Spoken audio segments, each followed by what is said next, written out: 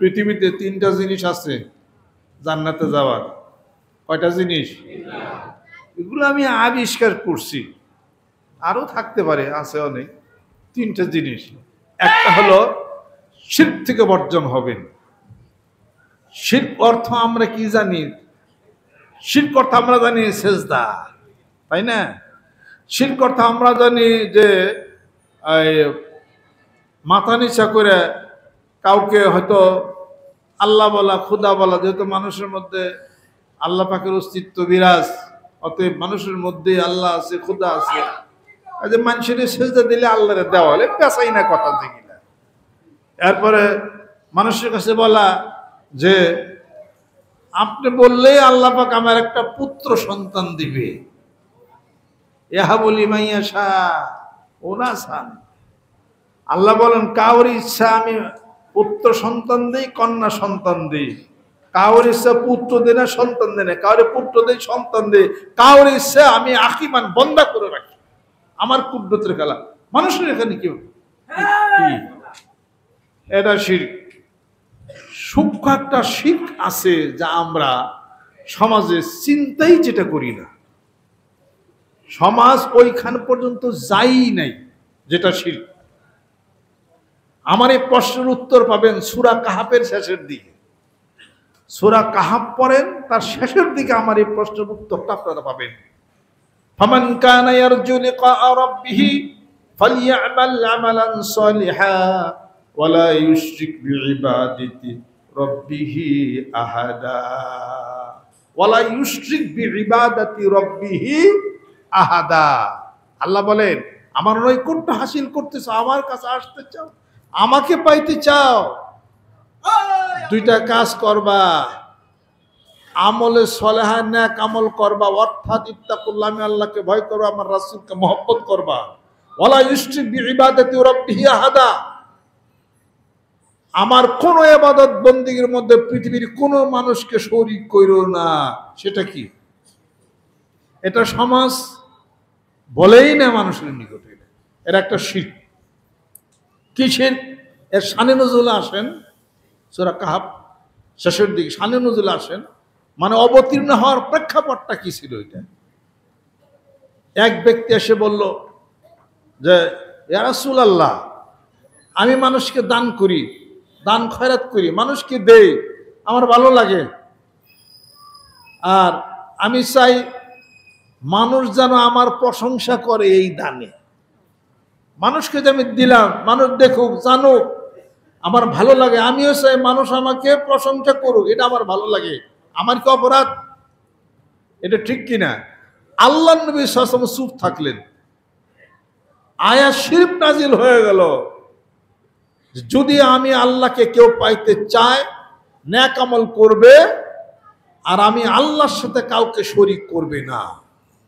অতএব কোন ব্যক্তি যদি কোন সম্প্রদান কারক করে, অর্থাৎ জনহিতকর কাজ করবে, মানুষকে দিবে, দান করবে, সদকায়ে জারিয়া করবে, এবং সে যদি নিজের নাম প্রকাশের জন্য চেষ্টা যদি করে, এবং সে যদি বলে কি রে 5 বার হজ করছে, আমার হাজি হজ না, এলাকায় 20 করে দিলাম, অহনো আমি সবচেয়ে বড় দানবী, তাহলে এটা হলো শিরক। এটা আল্লাহ বলছেন, আমার কথা নাই না। এই শিরক থেকে বর্জন না হওয়া পর্যন্ত সে আল্লাহর কাছে যাওয়া তার সম্ভব হবে না। পাইছেন? সেজদা করাও শিরক, আরেকটাও শিরক, আর এটাও শিরক। অতএব আপনি কাওয়ার জন্য করবেন, আসেন এইটার উত্তর আল্লাহ পাক দিবেন সূরা নাহরের মধ্যে। ইন্নামা নুতইমুকুম লিওয়াজহিল্লাহি লা নুরিদু মিনকুম জাযাআ ওয়ালা শুকুরা। জোরে বলেন সুবহানাল্লাহ। তোমাকে খাওয়াই, তোমাকে দেই আল্লাহর জন্য, তোমার কাছ থেকে কোনো প্রতিদান চাই না, তোমার কাছ থেকে কোনো কৃতজ্ঞতা আমি চাই না। তাহলে এইটাই হলো একমাত্র লিওয়াজহিল্লাহ, এটা আল্লাহর জন্য করতে হবে। এটা যে ব্রিজ করলেন আগামী ভোট পাইবার জন্য, ওই ব্রিজ করছেন ঠিক, 3 ভাইয়ের কোনো লাভ হয় নাই। যে কাপড় দিচ্ছেন মানুষে জানবে আমি দানবীর, আমি এলাকা বিশাল ধনী, আমি জাকাত দেই, তোরা দেখ এই জাকাতের 3 ভাইয়ের দাম নাই, ওরা শিরক হয়ে গেছে। ইবাদত করা এক জিনিস, ইবাদত কবুল হওয়া আলাদা আরেক জিনিস। কথা ঠিক কিনা? তিনটা জিনিস যদি থাকে জান্নাতে যাওয়া সহজ হবে। এক নম্বর শিরক বর্জন করবেন, এক নম্বর শিরক বর্জন করবেন। শিরক কি এটা জানতে হবে আমার, এটা এক নম্বর শিরক বর্জন। দ্বিতীয় নম্বর অহংকার বর্জন। তৃতীয় নম্বর হালাল রুজি খাইবেন। আইন বেস্ত পিছি পিছি করব, বেস্তের পিছিয়ে ঘুরে ঘুরে বেস্ত পাওয়া যায় না। বেস্তের কাজ করলে বেস্ত জান্নাত মিলে। সুবহানাল্লাহ। জান্নাতের কাজ করেন, জান্নাত অটো পিছি পিছি করবে। রাবিয়া বসরি বলছেন, আল্লাহ যদি আমার শক্তি ক্ষমতা থাকতো তাহলে পরে আমি এই জান্নাত তসতস করে দিতাম, আর জাহান্নাম এটাও তসতস করে দিতাম। আমাকে সেই শক্তি তুমি দাও। আল্লাহ পাক বলেন, কেন, কি হয়েছে? কিছু মানুষ পৃথিবীর বুকে জান্নাতের লোভে তোমার ইবাদত বন্দি করে, আর কিছু মানুষ আছে জাহান্নামের ভয়ে তোমার ইবাদত করে। জাহান্নাম শেষ হয়ে যাবে আর জান্নাত শেষ হয়ে যাবে, এইবার তুমি আল্লাহ তোমাকে পাওয়ার জন্য ইবাদত করবে। জোরে করে সুবহানাল্লাহ। জীবন ভরে নামাজ পড়লাম, খালি সওয়াবের ঘাটতি পারলাম। নামাজ পরিকার তারে তো তালাশ করলাম না, করে নামাজ পরিকার তারে তো তালাশ করলাম, তারে তো পাওয়ার আশা কোনোদিনই করি নাই। এই জন্য আমরা বলি যে সুবহানাল্লাহ। সুবহানাল্লাহ অর্থ কি? সাব্বাহাতু সুবহানাল্লাহ, আলহামদুলিল্লাহ, আল্লাহু আকবার। এগুলোর নামের অর্থ আছে। এর নাম পবিত্র সত্তা, আলহামদুলিল্লাহ, সমস্ত প্রশংসা আল্লাহর জন্য। আলিফ লাম ইস্তিগরাকি, এই আল্লাহু আকবার, আল্লাহ সবচেয়ে বড়। অর্থ আছে বললে সওয়াব। আলহামদুলিল্লাহ বলতে যতগুলো অক্ষর, অতগুলো অক্ষরে 10 দিয়ে গুণ দেন, অত সওয়াব। আল্লাহ লিখতে 4 অক্ষর, 4 10 কে 40 সওয়াব। সুবহানাল্লাহ, আলহামদুলিল্লাহ, আল্লাহু আকবার। সওয়াব আছে, বললে সওয়াব। এগুলো করে আল্লাহ পাকরে আপনি চান আপনার কাছে যাইবেন, এই সওয়াব এবং ধ্যান, এটা কি জানে কেউ? সুবহানাল্লাহ সওয়াব, সুবহানাল্লাহ ধ্যান কিভাবে? সুবহানাল্লাহ যখন বলবে, আলহামদুলিল্লাহ, আল্লাহু আকবার যখন বলবে, ইবাদত হবে।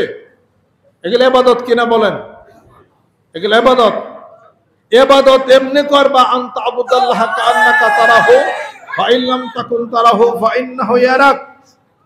যেন তুমি আল্লাহরে দেখেই নামাজ পড়ো, যেন আল্লাহরে দেখেই তুমি জিকির করো।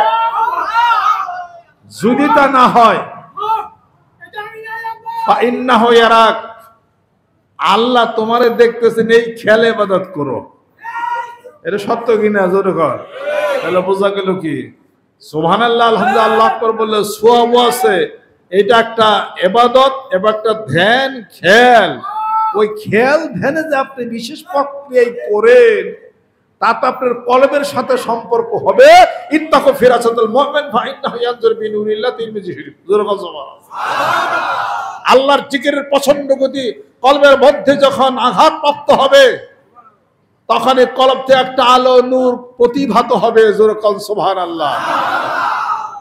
চোখের আলো দিয়া 9 কোটি 30 লক্ষ মাইল দূরে সূর্যটা চোখের রেটিনার মধ্যে যদি ধরা যায়, এটা যদি সম্ভব হয়, পৃথিবীর এক প্রান্ত থেকে আরেক প্রান্ত পর্যন্ত বন্ধুর সাথে কথাবার্তা বলবেন একটা মোবাইল টেলিফোনের মাধ্যমে, তার ছাড়া আল্লাহর জিকিরের মাধ্যমে কলব, মোবাইলটা যখন চার্জ হইয়া যাবে, এইটার মাধ্যমে আল্লাহর সাথে আত্মার জগতে কেন কথা বলা যাবে না? কলবের মধ্যে আলো আসা শুরু করবে। এই আলোর মাধ্যমে, কলবের চোখের মাধ্যমে আল্লাহর নূর দ্বারা মুমিন ব্যক্তিরা দেখে। সুবহানাল্লাহ। সত্য না মিথ্যা? কোন হাদিস শরীফ আছে? তিরমিজি শরীফ খুলে দেখে। অত সাধনা করি না, বোঝার চেষ্টা করি না। এই সাধনা নিয়ে মানিকগঞ্জ দরবার শরীফের নেতৃত্বে মাঠে ময়দানে আমরা নামছি, অসত্য কথা নিয়ে না, সত্য কথা নিয়ে। One first repeated becomes truth. অসত্য বারবার বলিলে সত্য প্রমাণিত হয়ে যায়। অসত্যকে সত্য প্রমাণিত করতে গেলে 10টা অসত্যের আশ্রয় নিতে হয়, আর সত্যকে সত্য প্রমাণিত করতে গেলে কোনো মিথ্যার আশ্রয় নিতে হয় না, কোন অসত্যের আশ্রয় নিতে হয় না। সুবহানাল্লাহ, সত্য কিনা? আমরা সত্য, আল্লাহ সত্য, বারবার বলেন জোরে কোন সুবহানাল্লাহ।